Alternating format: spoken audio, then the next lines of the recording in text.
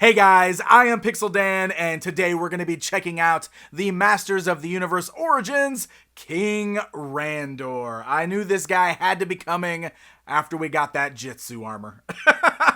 So King Randor has joined the line in his original vintage toy look, which, yes, we all know, looks a lot like the Burger King, but it is what it is. I'm really excited to check this guy out. He comes on that standard vintage style card back. He's got the 40th anniversary sticker up on the top corner. I do have the trilingual packaging, which means my mini comic doesn't have words in it, which is a bummer. If you find this guy at retail, yours will be different.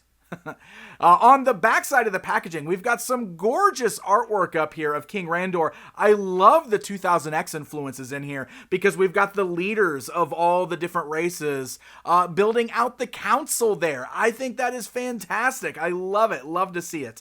And then down below that, we've got our cross-sell for all the figures in this wave, as well as your action feature call-out, which I guess he can hold a weapon and be a king. There you go. Let's go ahead and get this guy opened up and we will get a closer look at him.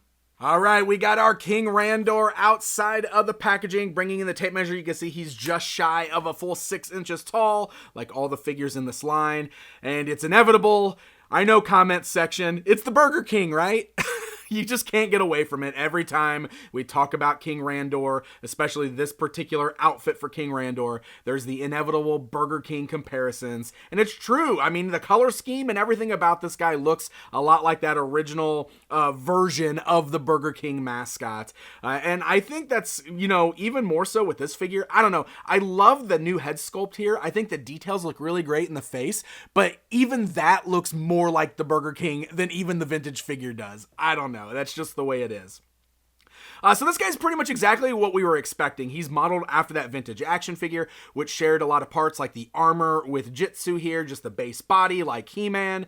And then the cape, they opted to do what we've seen with all of the Origins capes so far, where instead of a fabric cape on the vintage figure, we now have a pliable plastic cape. I still, have mixed feelings about that. I kind of like the fabric capes on the vintage line, and I don't know if I love these, but they look fine, and I think probably more people prefer it this way. I don't know. You guys can let me know. So it's, nice pliable plastic there. It's nice because it doesn't come down too far. You can see it cuts off before his feet, so it's not going to cause any balance problems on the ground. You can see it's got a nice gold painted cord on the front. A little bit of a paint smear there on the blue, but it's not too bad. And it looks really nice. Bright red on his torso there and on the armor he's wearing. That armor, of course, can come off just like we've seen with Jitsu, and he's just got like a solid red torso underneath that. The armor is made of a softer material like we've seen with most of the armors on Origins, unlike the vintage line where they're like hard shells. And then some nice bright gold paint. I actually really like how shiny the gold is, and it's good and clean too. He's got those orange tights that he's wearing there with his furry trunks over it and the blue and white boots. So it's a good recreation of that vintage figure. Like I said, I like the modern update to the sculpt of the face. I think it looks really, really nice. And articulation is exactly what you would expect. Head is on a ball joint, which is a good way to remove the cape too, if you want to do so. Good for interchangeability as well. Arms go outwards, forwards, backwards, swivel at the elbow, bend at the elbow, swivel and hinge at the wrist. You can also remove the arm at the shoulder, and you can remove the hand at the wrist there. Swivel at the waist, which is also detachable from the legs. Legs go outwards, forwards, backwards, bend at the knee, swivel at the boot cut. Ankles, up, down, side to side. You guys pretty much know what we're getting with these guys at this point. Always worth going over, though, just in case this is your first figure that you're seeing. All of the articulation is nice and tight. I like it quite a bit.